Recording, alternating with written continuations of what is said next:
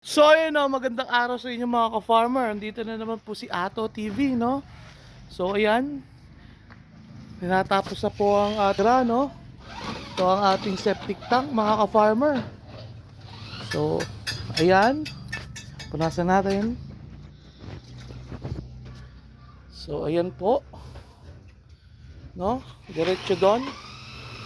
Gagawa tayo dyan ng para sa overflow dito, palabas doon. So may bubong na rin po ang ating CR mga ka-farmer.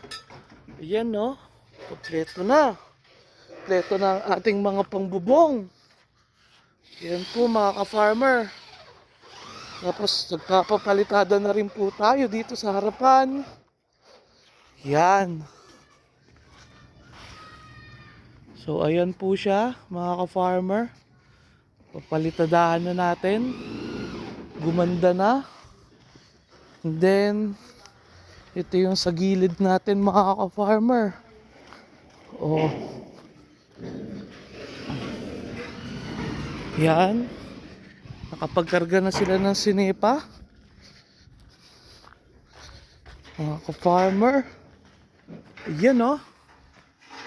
So may mga sinepa na po sila.